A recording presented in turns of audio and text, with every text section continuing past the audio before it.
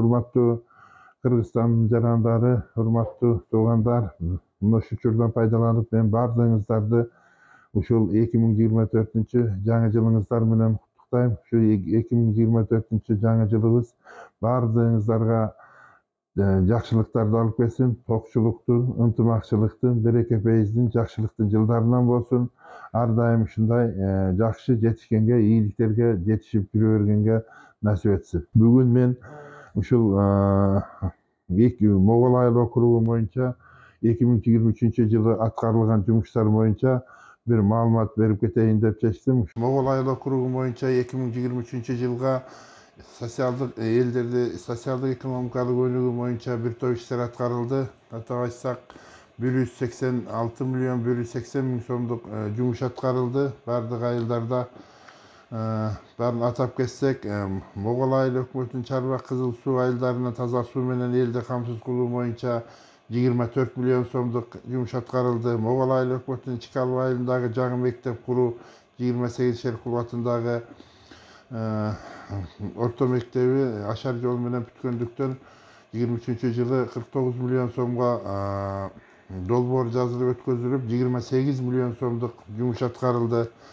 Могол Айыл Көктөндү айылынын 15 жумалатындагы орто мектептин капремонту 23 миллион сомго капремонту, отоплениясы бардыгы ошо ремонттолуп бүткөрүлдү.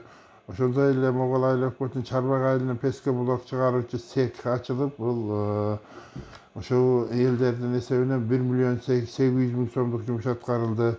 Могол Айыл округунун көп жылдардан бери көйгөйлүү маселе болуп келген Огантал айылынын жаңы больницасын куруу мына быйылкы 23 жылы 24 жылы аяктоонун астында турат. 23 жылы 46 миллион сомдук жумуш аткарылды.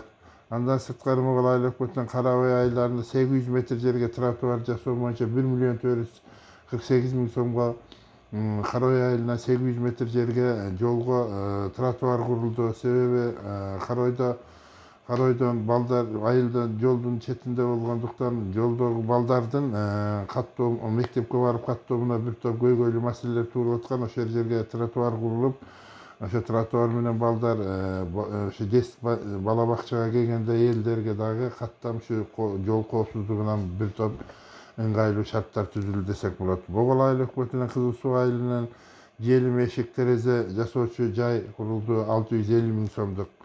Көктөндү айылынан 720 метр жерге дагы ушу балдардын каттамына тротуар курулду. 720 метр жерге 1 миллион 418 миң 600 сомдук жумуш аткарылды. Огантал айылынын 2 километр жерде жолу асфальттанды.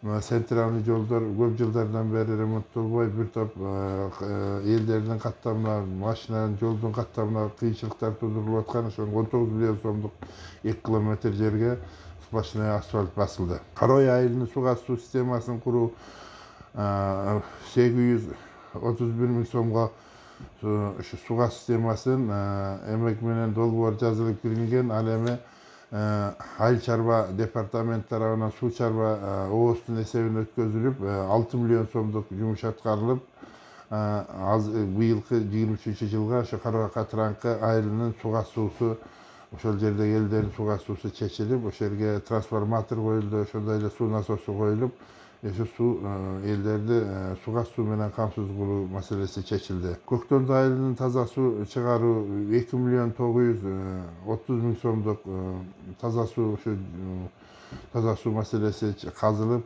турбалары көмүлүп, бул дагы жумушка берилди. Тротуардын ордун планировкалоого жергиликтүү бюджеттин эсебинен 47 миң 500 сомдук жумуш аткарылды. Могол айылдарында сел кесепетин жоюу, арыктарды тазалоо, бардык айылдарда ошо арыктарды тазалоо жергиликтүү бюджеттин эсебинен 1 миллион 330 миң сомдук жумуш аткарылды. Айыл аймагынын маданият үйүнүн, бала бакчаларынын ремонтосуна 776 миң 700 сомдук жумуш аткарылды.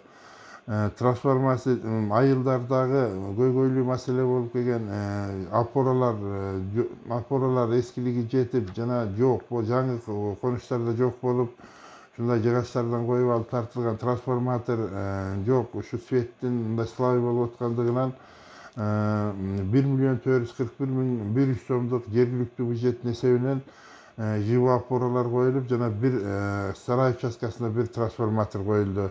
Карабай айылынан мектеп куруу көп жылда мына Cumali атындагы 15-орто мектепке келип окуп, наркы Карабай айылындагы Ашар жол менен бүткөн мектепте өтүп окуп, балдар 2-3 менен окуп аткандыктан мына 23-жылы Карабай айылына жаңы мектептин курулушу 112 миллион сомго, 139 миллион сомго порталга берилип, 112 миллион сомго утуп, быйылкы жылы 15 миллион сомдук жумуш аткарылып, катылабасы башталып, азыр жумуш башталды.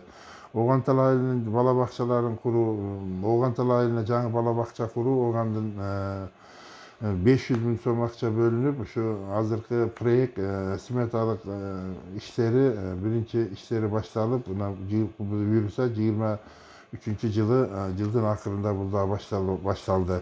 Оғантал айылынын өрт өчүрүүчү имаратын мына жогорку зонадагы Кызылөңкөр, Арсланбап, Талдуулак, Могол айыл округундарда пожарный өрт өчүрүүчү bir жай курулду. Себеби bir өрт коопсуздугу болгондо же башка пожар болгондо, базар болгондон кегинчекте биздеге bir 50-45 километрден келип, кегинчекте өрт коопсуздуктары өрттөнүп, бул эч ким жардам болбогондуктан ушу быйылкы жылы ушу Оғантал айылына өрт өчүрүүчү имаратты куруп, быйылкы жылы ушу bir машинада сүйлөшкөнбүз, ушу машина келсе, ушу зданияны куруп, имаратын куруп бүткөрдүк. Эми Кудай буйрса машина келсе, ошол жерге bir 5-6 адам иш менен дагы камсыз болуп, жана машина келип, ушу тоо зонасындагы bir 50-60 миң элдин bir көйгөйлүү маселеси чечилет деген ойдойбуз.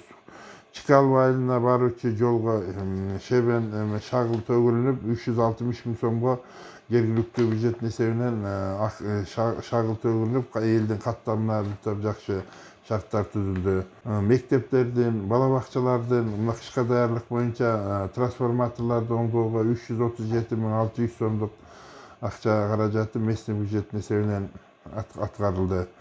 Чикалов айылындагы Кимсан балдар бакчасынын балдар ойночу аянтчасын куруу боюнча 4 миллион сомдук долбоор жазылып, азыркы күндө эмеректери келип, бардык ошол ойной турган грани площадкасына, балдар ойной турган площадкасына керектелүүчү материалдар баары сатылып алып келинип коюлууда. Кызыл суу айылына, Кызыл суу Улача участкасына көп жылдардан бери көйгөйлүү болуп келген маселе, бул ФАП маселеси, бул башталып, мына порталга берилип, 5 миллион 887 миң 500 сомго бул дагы порталга берилип, иш жүрүп жатат. Чарбак айылынын ашкана куруу, элдердин тамак аш куруу боюнча 1 миллион 700 миң сомдук иш аткарылды. Могол айыл өкмөтүнүн Чарбак айылына вулканизация, элдердин социалдык жактан тейлөө боюнча желимдөөчү спонсорлор элдик өздөрү куруп, ошо 700 миң сомдук куруп, элге кызмат көрсөтүүдө. Могол айыл аймагында Оғантал айылына швейня цех курулуп, 5-6 адам жумуш менен, 10 чакты адам жумуш менен камсыз болуп, 1 миллион 200 миң сомдук швея ошол жерге ушу эл өзү инвестор өзү акча салып, ошо иштетип 1 миллион 200 миң сомдук жумуш аткарылды. Чарбак айылына элдерге социалдык кызмат көрсөтмөдө пеноблок чыгаруучу цех курулду, 1 миллион 800 миң сомго. Чарбак айылына терезе эшиктерди чыгаруучу цех 780 миң сомдук. Оғантал айылына навайкана элдерге кызмат көрсөтүү үчүн навайкана нан чыгаруучу цех 463 миң сомдук. Катыранкы участкасында кичи кийим төгүүчү цех 600 миң сомдук. Жалпысынан 2023 жылга Могол айыл округу боюнча 186 миллион 180 миң сомдук инвестиция тартылып, жумуш аткарылды. Анын ичинен 29 миллион сому чет өлкөлүк гранттардын эсебинен жумуш аткарылып, 29 миллион 383 миң сомдук. Ал эми калганы ошол капвложениядан жергиликтүү бюджеттин эсебинен, мамлекеттин эсебинен жумуштар аткарылды. Мындан сырткары Могол айыл округу боюнча 2023 жылга бекитилген иш планда бекитилген бардык bekitilgen iş plandagilar bardыгы aşıgı menen atkarıldı desek жаңылышпайбыз. Bardыгы aşıgı menen atkarıldı, 5 показатель өзү aşıgı menen atkarıldı. Жана iş planga 2023'e biz iş planga көрсөткөнбүz. Өнөр жайды 1% өсүү, айыл чарбаны 2%ке, курулушту 5%ке, кызмат көрсөтүүнү 3%ке, чекене товар жүргүзүүнү 2%ке өсүү темпи менен жылды жыйынтыктадык. Налог, жергиликтүү бюджеттен чогулуучу налог, башка нерселер бардыгы 110%-дин үстүндө аткарылды.